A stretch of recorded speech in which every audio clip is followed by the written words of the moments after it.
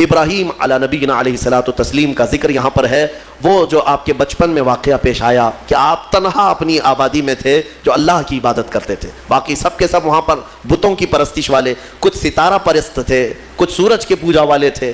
ان سارے مشرکین کے بیچ میں تنہا ابراہیم علیہ السلام ہیں جو اللہ رب العزت کی عبادت کرتے اور لوگوں کو بلاتے بھی تھے کہ اس دین کی طرف آؤ۔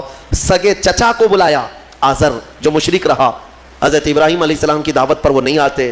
بتوں کا تو ایک بہت بڑا میلہ لگتا تھا، اتنے بڑے وہاں پر تراشے ہوئے ان کے اپنے خدا تھے جن کے پاس منتیں مانگی جاتی ہے، اعتکاف کرتے، نظر و نیاز کرتے، اس زمانے کے جیسے طریقے تھے ان کے۔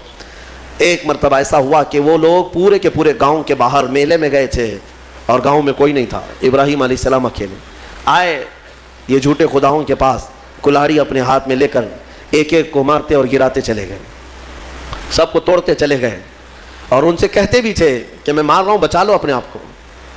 کون بچاتا؟ وہ اپنے جسم سے مکھی نہیں ہٹا سکتے۔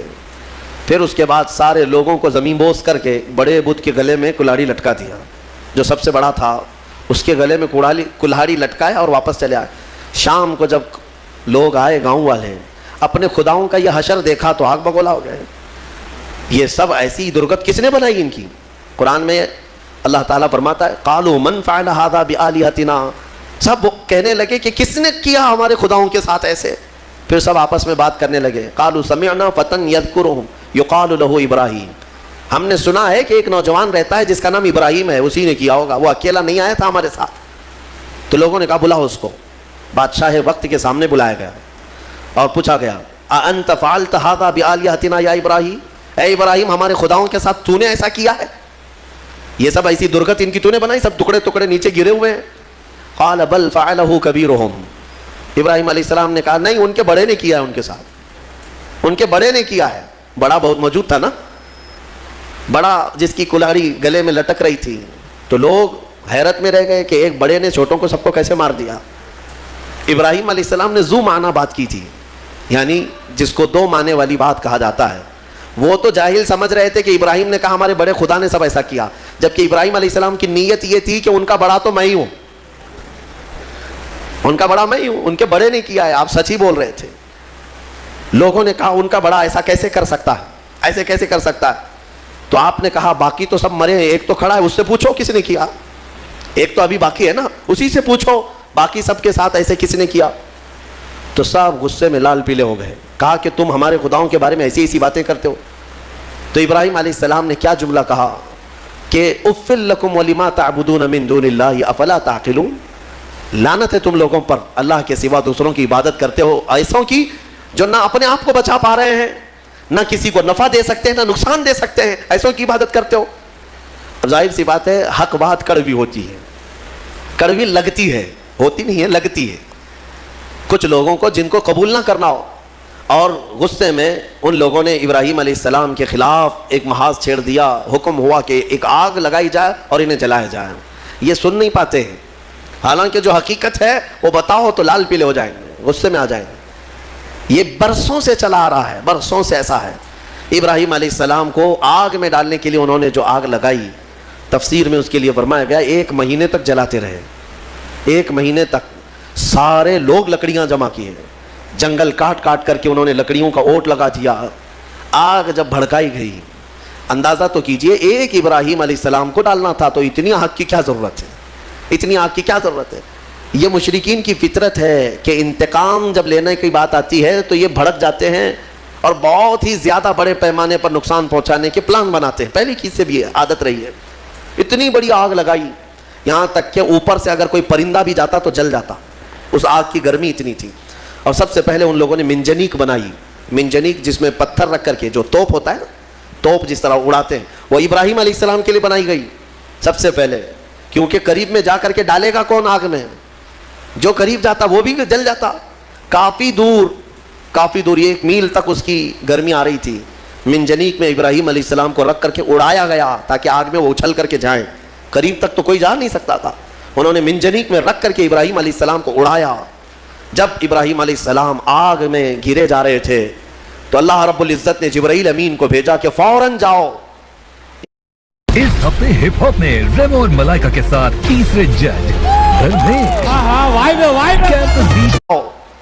ابراہیم کے پاس اور ان کو آگ سے بچاؤ. جبرائیل آئے اور کہنے لگے الک حاجت یا خلیل اللہ, اے اللہ کے خلیل کوئی حاجت ہو تو بتا دیں, آگ میں گرنے کے قریب ہیں. ابراہیم علیہ السلام کہتے ہیں حاجت تو ہے مگر تم سے نہیں, میرے رب ذوالجلال سے. یہ توکل تھا, یقین تھا. اللہ تعالیٰ فوراً فرماتا ہے قلنا یا نار کونی بردا وسلاما علی ابراہیم, ہم نے کہا اے آگ ابراہیم پر ٹھنڈی ہو جا, سلامتی والی ہو جا. اللہ کا یہ حکم تھا, یا نارو اے آگ. اس وقت حضرت ابراہیم علیہ السلام کے لیے جو جلائی گئی تھی آگ, وہ دکھ تو رہی تھی آگ, لیکن اندر سے ایسی ٹھنڈی تھی جیسے کسی باغیچے کی ٹھنڈی ہوا. ابراہیم علیہ السلام اس میں کئی دنوں تک رہے, اور آپ کے جسم تو دور کی بات, آپ کے کپڑے کا رواں تک نہیں جلا. اور اتنا ہی نہیں, روایات میں ملتا ہے کہ اس زمانے میں پوری دنیا میں جہاں جہاں آگ جل رہی تھی ساری آگ ٹھنڈی ہو گئی تھی, کیونکہ اللہ نے فرمایا یا نارو اے آگ ٹھنڈی ہو جا. تو ہر آگ نے یہ محسوس کیا کہ یہ حکم میرے لیے تو نہیں ہے, دنیا میں جہاں جہاں آگ جل رہی تھی سب ٹھنڈی ہو گئی. ابراہیم علیہ السلام کے لیے ٹھنڈی کی گئی تھی ایک آگ, لیکن دنیا کی ہر آگ ٹھنڈی ہوئی ہے. اسی لیے ہمارا یہ عقیدہ ہے کہ اللہ تبارک و تعالیٰ جب اپنے محبوب بندوں کی محبت میں رحمتیں اتارتا ہے یا ان کے آس پاس سے عذاب اٹھاتا ہے, تو جو قریب میں ہوتا ہے سب کو بھی وہ برکت میسر آ جاتی ہے, وہ برکت مل جاتی ہے.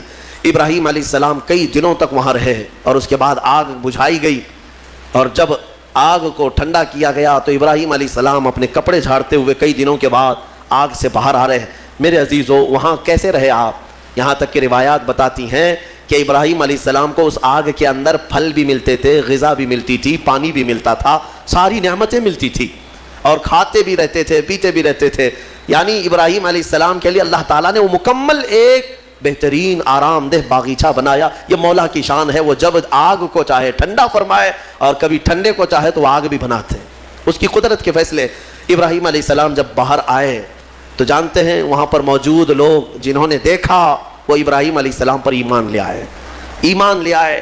اب ابراہیم علیہ السلام کے اس معجزے کے بعد گاؤں والے اور پریشان ہو گئے, جس کو ہم ہمیشہ کے لیے ختم کرنا چاہ رہے تھے, اب تو یہ آگ سے باہر آنے کے بعد ہمارا آدھا گاؤں اپنے دین میں لے لیا ہے. اور ابراہیم علیہ السلام کے پیروکار اور بڑھ گئے. پھر وہاں سے ہجرت کر کے آپ کو بابل, یہ شہر عراق کا ہے, بابل, آج بھی وہ عراق کا شہر موجود ہے, بابل, انگلش میں اس کو بیبیلون کہتے ہیں, دنیا کی سب سے پرانی آبادی جہاں ہے. یہاں سے ہجرت کر کے پھر ابراہیم علیہ السلام فلسطین آئے جو مصر کا حصہ تھا.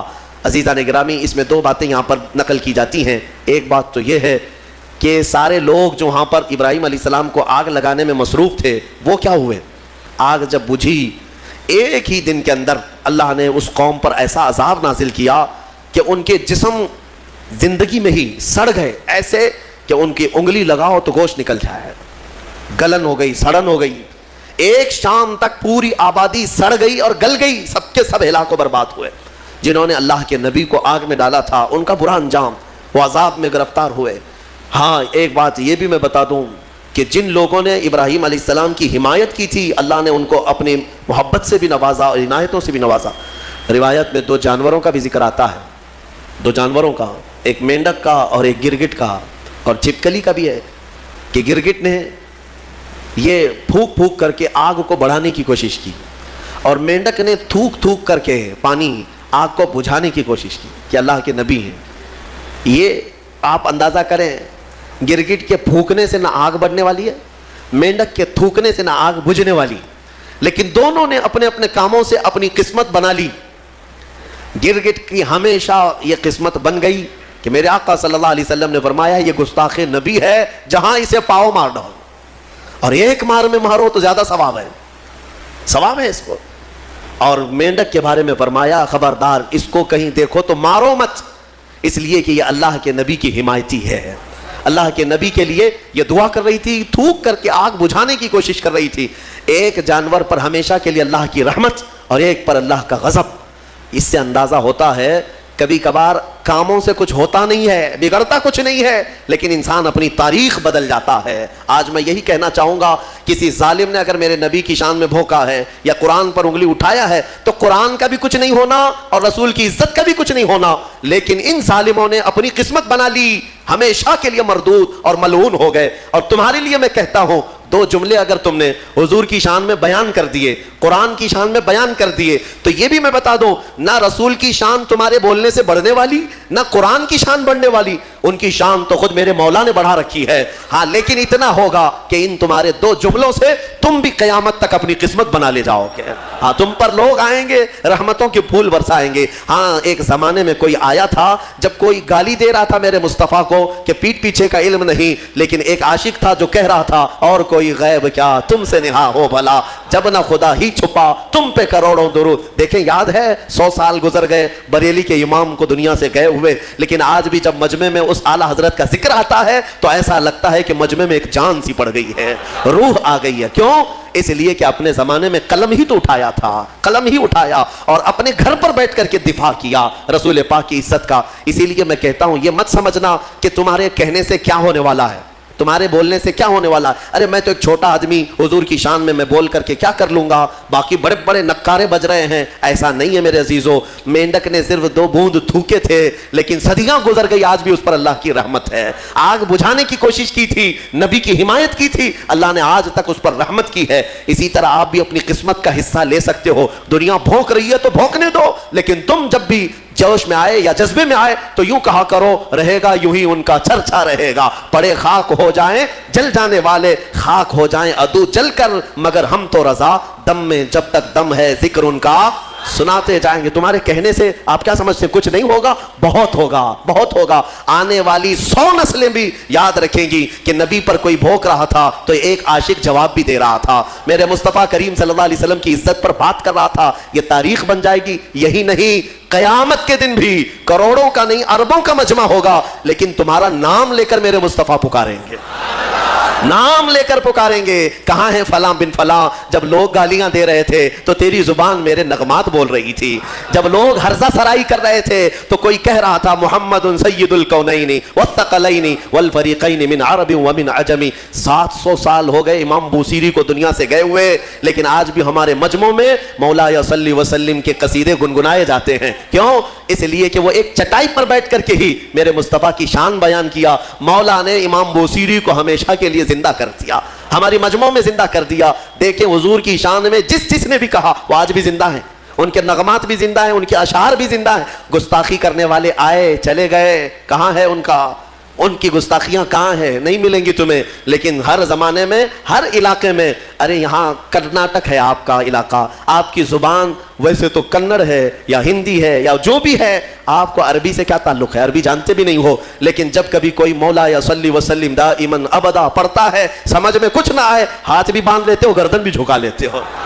کیوں کرتے ہو؟ اس لیے کہ یہ عشق کی بولی ہے, عشق کی بولی ہے. اور ایک عاشق نے کہا تھا تنم فرسودہ جہاں پارا سے ہجراں یا رسول اللہ, دلم پجمردہ آوارا سے عصیاں یا رسول اللہ. فارسی کلام ہے, علامہ عبد الرحمن جامی کا لکھا ہوا ہے, لیکن جب ہم اردو والوں میں بھی پڑھتے ہیں تو گردنیں جھومنے لگ جاتی ہیں. کیوں؟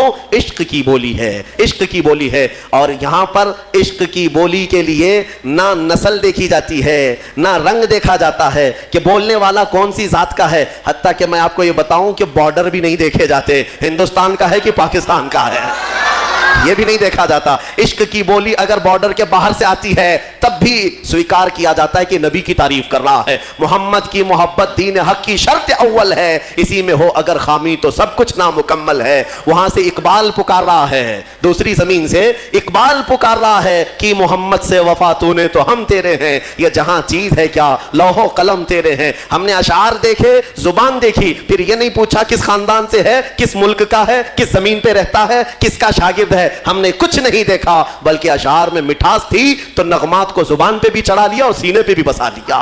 میرے عزیزو اتنا ہی نہیں, دوسرے ملک میں جاؤ, افریقہ کی سرزمین ہے, مصر کی سرزمین ہے. مصر میں عربی لوگ ہیں, لیکن ہم نے باضابطہ دیکھا ہے مجلس ختم ہوتی تھی جمعہ کے دن, وہاں پر کئی علماء ہوتے, مجلس ختم ہونے کے بعد بڑے بڑے علماء, جامعہ ازہر کے بھی علماء ہوتے, اور کھڑے ہو کر کہتے تم ہندوستانی ہو؟ کہتے ہاں. کہو پھر وہ پڑھو مصطفیٰ جان رحمت پہ لاکھوں سلام. ان کو کیا سمجھ آتی تھی؟ کیا سمجھ ہے؟ ہم نے پوچھا بھی تھا سمجھتے ہیں آپ؟ کہتے نہیں سمجھ تو نہیں آتی, لیکن اس میں مٹھاس ہی کچھ اور لگتی ہے. یہ عشق کی بولیاں ہیں میرے عزیزوں. جو نبی کی حمایت میں بولا میرا مولا ہر زبان والے تک اس کی بات کو پہنچاتا ہے. میں نے خود اپنی زندگی میں تجربہ کر کے دیکھا. ہم نے آج سے 1 سال پہلے رمضان المبارک میں ہی ایک پاکھنڈی کو للکار کر کے کہا تھا. ہمارے سامنے مشکل سے 50-60 لوگ رہے ہوں گے, 50-60 لوگ رہے ہوں گے. ہمارا یہ جذبہ تھا, ہمارا یہ درد تھا کہ نبی کی حمایت میں یہاں بیٹھ کر پکاروں گا. لیکن بعد میں مہینے بھر بعد پتا چلتا ہے کہ نیوزی لینڈ والوں نے بھی سنا ہے, امریکہ والوں نے بھی سنا ہے, آسٹریلیا والوں نے بھی سنا ہے, افریقہ والوں نے بھی سنا ہے, ہر خطے والوں نے سنا ہے. ہر جگہ سے فون آئے, ہر جگہ سے لوگوں نے مجھے سراہا, تعریفیں کی اور داد دیا, دعائیں کی. میں یہ سوچنے پر مجبور ہوا ہبلی کی ایک چھوٹی سی مسجد میں بیٹھ کر اگر میرے مصطفیٰ کی شان بیان کرے تو نہ یہ انٹرنیٹ کا کمال ہے, نہ یہ فیس بک کا کمال ہے, بلکہ مولا رب العزت جب اپنے نبی کی حمایت میں اٹھنے والی آواز